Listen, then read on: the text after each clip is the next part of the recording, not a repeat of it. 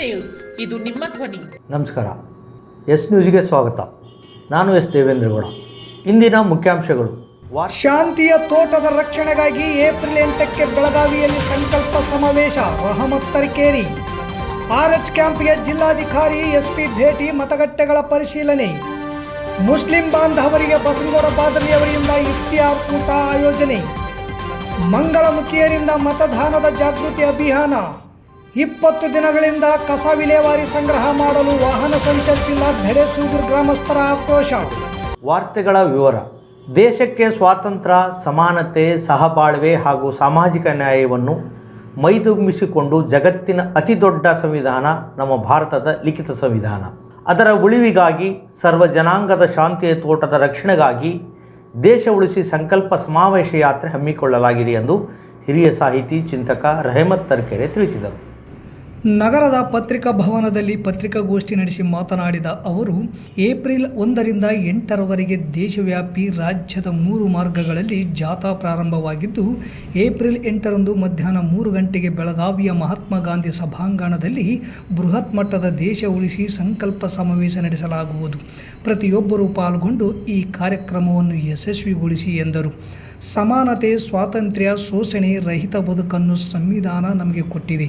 ಆ ಸಂವಿಧಾನ ಪಾಲನೆ ದೇಶದೆಲ್ಲೆಡೆ ಆಗುತ್ತಿದೆಯಾ? ನ್ಯಾಯ ಕೇಳಿದ ರೈತರ ಕೊಲೆ ಆಯಿತು. ದೇಶದ ರೈತರ, ಕಾರ್ಮಿಕರ, ಮಹಿಳೆಯರ ಶೋಷಣೆಯಾಗುತ್ತಿದೆ. ಇಲ್ಲಿ ದುಡಿಯುವ ಕೈಗಳಿಗೆ ಬೆಲೆ ಇಲ್ಲ, ದುಡಿತಕ್ಕೆ ಫಲವಿಲ್ಲ. ಧರ್ಮದ ಹೆಸರಿನಲ್ಲಿ ದೇಶದ ವಿಭಜನೆ ಒಡೆದಾಳುವ ನೀತಿ ನಡೆಯುತ್ತಿದೆ. ಬಂಡವಾಳಶಾಹಿ ಜಾತಿವಾದಿಗಳ ಕೈಯಲ್ಲಿ ನಮ್ಮ ರಾಷ್ಟ್ರ ಇದೆ. 2014ರಲ್ಲಿ ಸುಳ್ಳು ಭರವಸೆಗಳನ್ನು ಕೊಟ್ಟು ಅಧಿಕಾರ ಹಿಡಿದ ಮೇಲೆ ಲೈಂಗಿಕ ದೌರ್ಜನ್ಯಗಳು, ಕೊಲೆ ಅಪಹರಣಗಳು ನಡೆಯುತ್ತಿವೆ. ಕೇವಲ ಕಾರ್ಪೊರೇಟ್ ಸಂಸ್ಥೆಗಳ ಪರವಾಗಿ ನಿಂತು ಬಡವರನ್ನು, ದಮನಿತರನ್ನು, ದಲಿತರನ್ನು ತುಳಿದು ತಮ್ಮ ತನವನ್ನು ಪ್ರದರ್ಶನ ಮಾಡುತ್ತಿರುವುದರ ವಿರುದ್ಧ ಹೇಳೋಣ.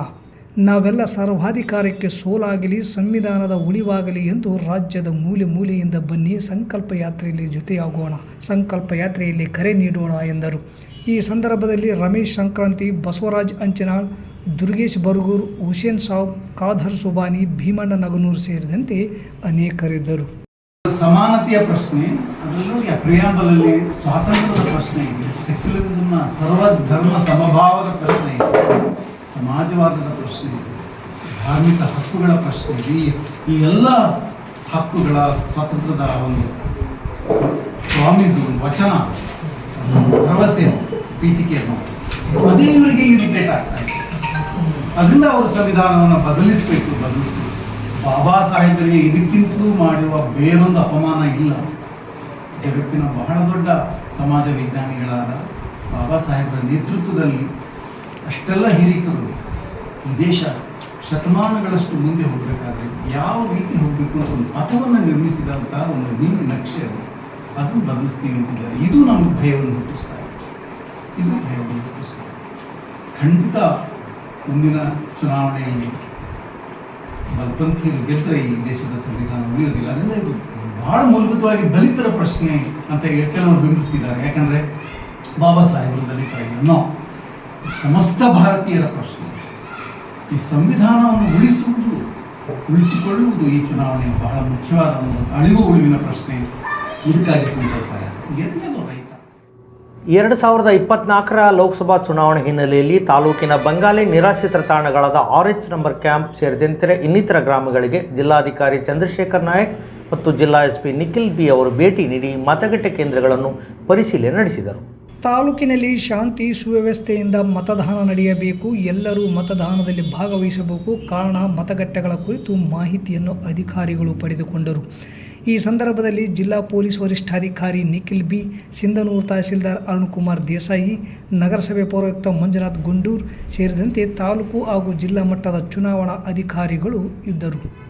ಮುಸ್ಲಿಂ ಬಾಂಧವರ ಪವಿತ್ರ ಮಾಸ ರಂಜಾನ್ ಪ್ರಯುಕ್ತ KPCC ಪ್ರಧಾನ ಕಾರ್ಯದರ್ಶಿ ಬಸನಗೌಡ ಬಾದರ್ಲಿ ಅವರು ನಗರದ ತಮ್ಮ ಜನಸ್ಪಂದನ ಕಾರ್ಯದಲ್ಲಿ ಇಫ್ತಿಯಾರ್ ಕೂಟವನ್ನು ಹಮ್ಮಿಕೊಂಡಿದ್ದರು. ನಗರದ ಕುಷ್ಟಗಿ ರಸ್ತೆಯಲ್ಲಿರುವ ತಮ್ಮ ಜನಸ್ಪಂದನ ಕಾರ್ಯಾಲಯದಲ್ಲಿ ರಂಜಾನ್ ಹಬ್ಬದ ನಿಮಿತ್ತ ಮುಸ್ಲಿಂ ಬಾಂಧವರಿಗಾಗಿ ಇಫ್ತಿಯಾರ್ ಕೂಟವನ್ನು ಬಸನಗೌಡ ಬಾದರ್ಲಿಯವರು ಹಮ್ಮಿಕೊಂಡಿದ್ದರು. ಮುಸ್ಲಿಂ ಬಾಂಧವರು ಸೇರಿದಂತೆ ಅವರ ಕಾಪ್ತರು ಕಾರ್ಯಕರ್ತರು ಭಾಗವಹಿಸಿದ್ದರು.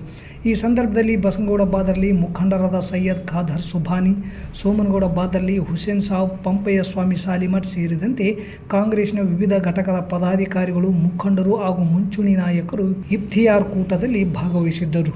ಭಾರತ ದೇಶ ಸ್ವತಂತ್ರವಾದ, ನೈಜತೆ ಮತ್ತು ಪಾರದರ್ಶಕವಾದ ಪ್ರಜಾಪ್ರಭುತ್ವ ಆಡಳಿತ ಹೊಂದಿದೆ. ಬಲಿಷ್ಠವಾದ ರಾಷ್ಟ್ರ ನಿರ್ಮಾಣಕ್ಕೆ ನಾವೆಲ್ಲರೂ ತಪ್ಪದೇ ಮತದಾನ ಮಾಡಬೇಕೆಂದು ಮಂಗಳಮುಖಿ ಮಧು ಹೇಳಿದರು. ಇಂದು ಗುರುವಾರ 7 ಮೈಲ್ ಕ್ಯಾಂಪಿನಲ್ಲಿ ತಾಲೂಕು ಕಾರ್ಯನಿರ್ವಾಹಕ ಅಧಿಕಾರಿಗಳ ನೇತೃತ್ವದಲ್ಲಿ ನಡೆದ ಮತದಾನದ ಜಾಗೃತಿ ಅಭಿಯಾನದಲ್ಲಿ ಪಾಲ್ಗೊಂಡು ಮಾತನಾಡಿದ ಅವರು, ಪ್ರಜಾಪ್ರಭುತ್ವವನ್ನು ಎತ್ತಿ ಹಿಡಿಯಲು ನೀವೆಲ್ಲರೂ ತಪ್ಪದೆ ಪ್ರತಿಶತ 100ಕ್ಕೂ 100ರಷ್ಟು ಮತದಾನ ಮಾಡೋಣ ಎಂದರು.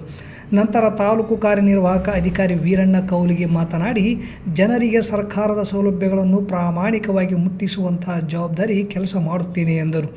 ನಂತರ ಸಂಜೀವಿನಿ ಕಾರ್ಯಕ್ರಮ ವ್ಯವಸ್ಥಾಪಕ ವೀರಭದ್ರಗೌಡ ಗಚ್ಚಿನಮನೆಯವರು ಮತದಾನದ ಪ್ರತಿಜ್ಞಾ ವಿಧಿಯನ್ನು ಬೋಧಿಸಿದರು. ಈ ಸಂದರ್ಭದಲ್ಲಿ ಮಂಗಳಮುಖಿ ತಂಡದ ನಾಯಕಿ ಜಮುಲಮ್ಮ, ಕಾವೇರಿ, ಶಿಲ್ಪಾ, ಕಾಂಚನ, ಅನಿತಾ ಹಾಗೂ ಅಕ್ಷರ ದಾಸೋಹ ತಾಲೂಕು ಅಧಿಕಾರಿ ಸಾಬಣ್ಣ ವಗ್ಗರ್, ಐಇಸಿ ಶಾಂತಮೂರ್ತಿ, ಸಂಯೋಜಕ ಥಾಮಸ್ ದಡೆಸೂಗೂರ್, ಮುಖ್ಯ ಶಿಕ್ಷಕಿ ಚಂದ್ರಮುಖಿ ಸೇರಿದಂತೆ ಅನೇಕರು ಉಪಸ್ಥಿತರಿದ್ದರು.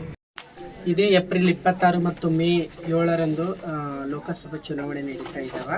ನಮ್ಮ ರಾಯಚೂರು ಭಾಗದಲ್ಲಿ ಮೇ 7ನೇ ತಾರೀಕಿಗೆ ನಡೀತಾ ಇದೆ. ಅವತ್ತಿನ ದಿನ ನಮಗೆ ಪ್ರಜಾಪ್ರಭುತ್ವದ ಹಬ್ಬ ಅಂತಲೇ ಹೇಳ್ಬೋದು.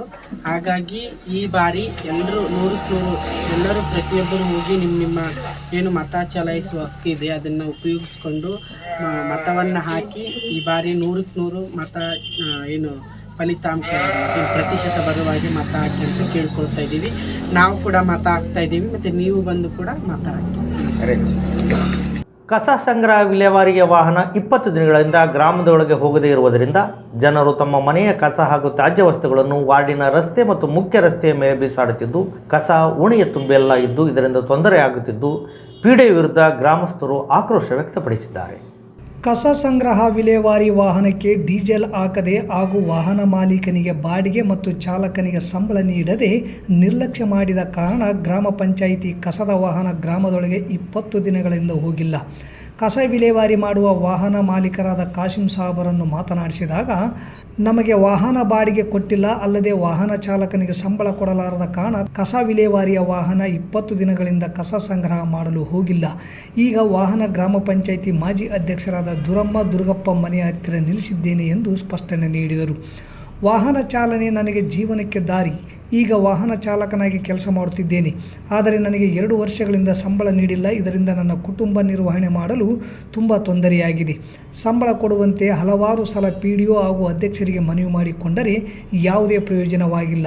ಆದ್ದರಿಂದ ವಾಹನ ನಡೆಸದೆ ಬಂದ್ ಮಾಡಿದ್ದೇನೆ ಎಂದು ಕಸ ವಿಲೇವಾರಿಯ ವಾಹನ ಚಾಲಕ ಅರ್ಕಲಪ್ಪ ತನ್ನ ಅಳಲನ್ನು ತೋಡಿಕೊಂಡರು. ಕಸ ಸಂಗ್ರಹ ವಿಲೇವಾರಿಯ ವಾಹನದ ಮಾಲೀಕರಿಗೆ ವಾಹನದ ಬಾಡಿಗೆ ಹಾಗೂ ಚಾಲಕನಿಗೆ ಸಂಬಳ ಕೊಡುವಂತೆ ನಾವು PDO ಸಿದ್ದಮ್ಮ ಅವರಿಗೆ ಹೇಳಿದರೆ ನಮ್ಮ ಮಾತು ಅವರು ಕಿವಿಯಲ್ಲಿ ಹಾಕಿಕೊಳ್ಳುತ್ತಿಲ್ಲ. ನಮಗೆ ಸ್ವಲ್ಪವೂ ಸಹ ಗೌರವ ಕೊಡದೆ ಅಗೌರವದಿಂದ ವರ್ತಿಸುತ್ತಾರೆ. ಈಗ ಸುಮಾರು ದಿನಗಳಿಂದ ಕಸ ಸಂಗ್ರಹ ವಿಲೇವಾರಿ ವಾಹನ ನಿಂತಲ್ಲೇ ನಿಂತ ಕಾರಣ ಗ್ರಾಮದ ಜನರು ಕಸ ಹಾಕಲು ತೊಂದರೆಯಾಗಿದೆ. ಕೂಡಲೇ ತಾಲೂಕು ಪಂಚಾಯಿತಿ EO PDO ಮೇಲೆ ಸೂಕ್ತ ಕ್ರಮ ಕೈಗೊಂಡು ಕಸ ಸಂಗ್ರಹ ವಿಲೇವಾರಿ ವಾಹನ ಆರಂಭ ಮಾಡುವಂತೆ ಗ್ರಾಮ ಪಂಚಾಯಿತಿ ಉಪಾಧ್ಯಕ್ಷರಾದ ದುರಗಪ್ಪ ಆಗ್ರಹ ಮಾಡಿದ್ದಾರೆ. PDO ಸಿದ್ದಮ್ಮ ಗ್ರಾಮ ಪಂಚಾಯಿತಿ ಸದಸ್ಯರಿಗೆ ಗೌರವ ಕೊಡದೆ ರಾಜಕೀಯ ಮಾಡುತ್ತಾ ಜಗಳ ಹಚ್ಚುತ್ತಿದ್ದಾರೆ. ಇವರು ಬಂದ ಮೇಲೆ ಗ್ರಾಮ ಪಂಚಾಯಿತಿ ಯಾವುದೇ ರೀತಿಯ ಅಭಿವೃದ್ಧಿಯಾಗಿಲ್ಲ. ಇವರನ್ನು ವರ್ಗಾವಣೆ ಮಾಡುವಂತೆ ತಾಲೂಕು ಪಂಚಾಯಿತಿ EO ಹಾಗೂ ಪಂಚಾಯಿತಿ ರಾಜ್ ಇಲಾಖೆಯ ಕಮಿಷನರಿಗೆ ಈಗಾಗಲೇ ದೂರು ನೀಡಲಾಗಿದೆ. ಚುನಾವಣೆಯ ನಂತರ PDO ಸಿದ್ದಮ್ಮ ಇವರನ್ನು ವರ್ಗಾವಣೆ ಮಾಡದಿದ್ದರೆ ತಾಲೂಕು ಪಂಚಾಯಿತಿ ಮುಂದೆ ಗ್ರಾಮ ಪಂಚಾಯಿತಿ ಸದಸ್ಯರು ಹೋರಾಟ ಮಾಡಲಾಗುವುದು ಎಂದು ಗ್ರಾಮ ಪಂಚಾಯಿತಿ ಮಾಜಿ ಸದಸ್ಯರಾದ ದುರ್ಗಪ್ಪ ಎಸ್ ನ್ಯೂಸ್ ಜೊತೆ ಮಾತನಾಡಿದರು. ಪಂಚಾಯತ್ ಸಿಬ್ಬಂದಿ ಕುರ್ಚಿ ಕುಂದಿರ್ತಾಳೆ, ಇದಿಲ್ಲ. ಯಾರು ಸದಸ್ಯರು ಅಲ್ಲಿದ್ದೀವಿ, ಸುಮ್ಮನೆ ಇಲ್ಲಿದ್ದೀವಿ, ಯಾವ ಕಾಮಗಾರಿಗಳಿಲ್ಲ. ಈ ಅಮ್ಮ ಬಂದಾಗಲಿದ್ದ ಇಲ್ಲಿಗೆ 1 ವರ್ಷ ಏನಕ್ಕಾತಿ ಯಾವ ಕಾಮಗಾರಿಗಳು ನಡೆದಿಲ್ಲ. ಯಾವ ಸದಸ್ಯರು ಫೋನ್ ಎತ್ತಂಗಿಲ್ಲ. ಸದಸ್ಯರು ಫೋನ್ ಎತ್ತಕ್ಕೆ ಬಿಡು, ಅದು ತಪ್ಪಿದ್ದು. ಆ ಮೀಟಿಂಗ್ನಾಗ ಗಜಿ ನಂಬೋದು, ದಾರೆ ಗಜಿ ನಂಬೋದು, ಬರೀ ಇದೆ ಏನಾನು ಮೀಟಿಂಗಿಂದ ಏನಿತ್ತಪ್ಪ ನಾನು ಇವತ್ತು ಮದುವೆ ಎಂಬೋದು. ಈ ರೀತಿ ನಡೆದ್ರೆ ಪಂಚಾಯತ್ ಹೆಂಗೆ ನಡೀತೈತಿ ಹೇಳ್ರಿ. ಎಲ್ಲಾರು ಗಮನಕ್ಕೆ ಇವತ್ತು ಸಾಬ್ರಿ ಬರ್ಬೇಕು. ನಾವೇನು ಹೇಳೋದು ಬೇಕೆ, ನಾವು ಬಂದು ಅಲ್ಲಿಗೆ ಹೇಳ್ಬಿಡ್ತೀವಿ ಎಲ್ಲ ಸದಸ್ಯರು. ಅಷ್ಟು ಬೇಸರ ಆಗ್ಬಿಟ್ರೆ ಬೇಸರ. ಹೆಣ್ಮಗಳು ಪಾಪ ಇರಲಿ ಅಂತ ನೋಡಿದ್ವಿ, ಬ್ಯಾಸರ ಬಂದ್ಬಿಟ್ಟೈತೆ ಅದನ್ನ ನೋಡಿ ಈಗ ಎಮ್ಮನ ಪೀಡ ವರ್ಗಾವಣೆ ಮಾಡಬೇಕು ಅಂತೇಳಿ ಒತ್ತಡ ಮಾಡ್ತಾರೆ. ಹೌದೌದು, ಅದು ಮತ್ತೆ ಕಮಿಷನರಿಗೆ ಸಭೆ ಮಾಡಿ ಯುವ ಸಾಬ್ರಿಗೆ ರಾಯಚೂರು ಶಿವಕುಮಾರ್ ಸಾಬ್ರಿಗೆ ಮಾಡ್ತೀನಿ. ಏನಂತ? ಏನ್ರಿ ಇದು ನಡೆಯಕಲಿ ಪಂಚಾಯತಿ ಟ್ರಾನ್ಸ್ಫರ್ ಮಾಡಿ ಗಣಮಗನ ಹಾಕ್ರ ಅಂತ ಹೇಳಿದ್ದೀನಿ. ಲೆಟ್ರ್ ಕೊಟ್ಟು ಎಲ್ಲ ಸದಸ್ಯರು ಸಹಿ ಮಾಡಿಸಿ ಒಟ್ಟು ಹಾಕಿ ವರ್ಗಾವಣೆ ಮಾಡ್ಬೇಕು ಅಂತ ಹೇಳ್ತಾರೆ. ನಿಮಗೆ ವರ್ಗಾವಣೆ ಮಾಡಕ್ಕೆ ನಮ್ಗೆ ಪರ್ಮಿಷನ್ ಇಲ್ಲ ಅಂದ್ರೆ ಸಹ ಈ ಡೆಪ್ಟೇಷನ್ ಹಾಕ್ತಾರೆ ಅಂತೇಳಿ ಡೆಪ್ಟೇಷನ್ ಹಾಕ್ರ ಒಟ್ಟು ಬೇಡ ಗಣಮಗ ಬರ್ತೀವಿ. ಸಿಂಧನೂರು ಉಪ್ಪಾರವಾಡಿ ವಸಿಷ್ಠಧಾಮದಲ್ಲಿ ವೆಂಕಟೇಶಪ್ಪ ತಂದೆ ಬಸಪ್ಪ ಮಾಸ್ಟರ್ ಇವರಿಗೆ ವಸಿಷ್ಠಧಾಮ ಧರ್ಮ ರತ್ನಾಕರ ಪ್ರಶಸ್ತಿ ನೀಡಿ ಗೌರವಿಸಲಾಯಿತು ಎಂದು ಸಂಚಾಲಕ ಭೀಮಸೇನ್ ಆಚಾರ್ಯ ನವಲಿ ಅವರು ಹೇಳಿದರು. ವೆಂಕಟೇಶಪ್ಪನವರು ಅನೇಕ ದೇವಸ್ಥಾನಗಳಿಗೆ ಎಲೆಮರೆಕಾಯಿಯಂತೆ ತನು ಮನ ಧನದಿಂದ ಸೇವೆ ಸಲ್ಲಿಸುತ್ತಿದ್ದಾರೆ. ಇಂತಹ ಮಹನೀಯರಿಗೆ ಇವರ ವಿವಾಹ ವಾರ್ಷಿಕೋತ್ಸವದಂದು ಈ ಪ್ರಶಸ್ತಿ ಲಭಿಸುತ್ತಿರುವುದಕ್ಕೆ ಅವರ ಕುಟುಂಬ ವರ್ಗವು ಅತೀವ ಸಂತಸ ವ್ಯಕ್ತಪಡಿಸಿದ್ದಾರೆ. ಮತ್ತೊಮ್ಮೆ ಮುಖ್ಯಾಂಶಗಳು. ಶಾಂತಿಯ ತೋಟದ ರಕ್ಷಣೆಗಾಗಿ ಏಪ್ರಿಲ್ 8ಕ್ಕೆ ಬೆಳಗಾವಿಯಲ್ಲಿ ಸಂಕಲ್ಪ ಸಮಾವೇಶ. ರಹಮತ್ ತರೀಕೆರೆ. RH ಕ್ಯಾಂಪ್ಗೆ ಜಿಲ್ಲಾಧಿಕಾರಿ SP ಭೇಟಿ, ಮತಗಟ್ಟೆಗಳ ಪರಿಶೀಲನೆ. ಮುಸ್ಲಿಂ ಬಾಂಧವರಿಗೆ ಬಸನಗೌಡ ಬಾದಲಿ ಅವರಿಂದ ಇಫ್ತಿಯಾರ್ ಕೂಟ ಆಯೋಜನೆ. ಮಂಗಳಮುಖಿಯರಿಂದ ಮತದಾನದ ಜಾಗೃತಿ ಅಭಿಯಾನ. 20 ದಿನಗಳಿಂದ ಕಸ ವಿಲೇವಾರಿ ಸಂಗ್ರಹ ಮಾಡಲು ವಾಹನ ಸಂಚರಿಸಿಲ್ಲ, ಧೆಡೆಸೂಗೂರು ಗ್ರಾಮಸ್ಥರ ಆಕ್ರೋಶ.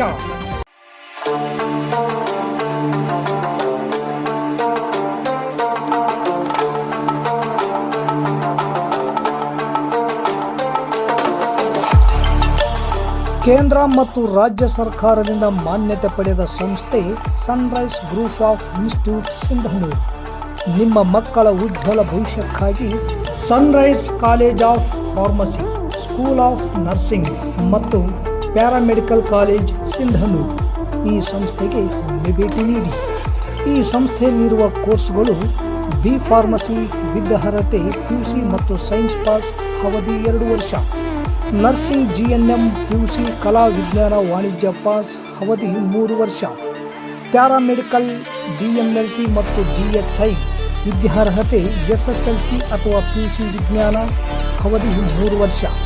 ಸಂಸ್ಥೆಯ ವಿಶೇಷತೆಗಳು: ಅನುಭವಿ ಉಪನ್ಯಾಸಕರಿಂದ ಬೋಧನೆ, ಪ್ರತಿ ಶನಿವಾರ ತಜ್ಞ ವೈದ್ಯರಿಂದ ವಿಶೇಷ ಉಪನ್ಯಾಸ, ಸುಸಜ್ಜಿತ ಕಟ್ಟಡ, ಸ್ಮಾರ್ಟ್ ಕ್ಲಾಸಸ್, CC ಕ್ಯಾಮೆರಾ ಅಳವಡಿಕೆ, ವಿದ್ಯಾರ್ಥಿಗಳಿಗಾಗಿ ಕಲಿಕಾ ಅನುಭವಕ್ಕಾಗಿ ಸಿಂಧನೂರು ಹಾಗೂ ವಿವಿಧ ನಗರದ ವೈದ್ಯರಿಂದ ಉಚಿತ ಆರೋಗ್ಯ ತಪಾಸಣಾ ಶಿಬಿರದ ಮೂಲಕ ವಿದ್ಯಾರ್ಥಿಗಳಿಗೆ ವಿಶೇಷ ಕಲಿಕಾ ಅನುಭವ. ಪ್ರವೇಶಕ್ಕಾಗಿ ಹಿಂದೆ ಭೇಟಿ ನೀಡಿ. ಇರ್ಫಾನ್ ಕೆ ಅಧ್ಯಕ್ಷರು, Sunrise group of institute, Renuka Yellamma ದೇವಸ್ಥಾನದ ಹತ್ತಿರ, ವಾಸವಿ ಗುಡಿ ಎದುರುಗಡೆ, ರಾಯಚೂರು ರಸ್ತೆ, ಸಿಂಧನೂರು. Pin number 514728. ದೂರವಾಣಿ ಸಂಖ್ಯೆ 8191435385 9036731385. ಹಿಂದೆ ಭೇಟಿ ನೀಡಿ. ನಿಮ್ಮ ಮಕ್ಕಳ ಉಜ್ವಲ ಭವಿಷ್ಯಕ್ಕಾಗಿ ಕೇಂದ್ರ ಮತ್ತು ರಾಜ್ಯ ಸರ್ಕಾರದಿಂದ ಮಾನ್ಯತೆ ಪಡೆದ ಸಂಸ್ಥೆ Sunrise group of institute Sindhanur. ಇಲ್ಲಿಗೆ ವಾರ್ತಾ ಪ್ರಸಾರ ಮುಕ್ತಾಯವಾಯಿತು. ನಿರಂತರ ಸುದ್ದಿಗಾಗಿ ವೀಕ್ಷಿಸಿ ಎಸ್ ನ್ಯೂಸ್. ಇದು ನಿಮ್ಮ ಧ್ವನಿ. ನಮಸ್ಕಾರ.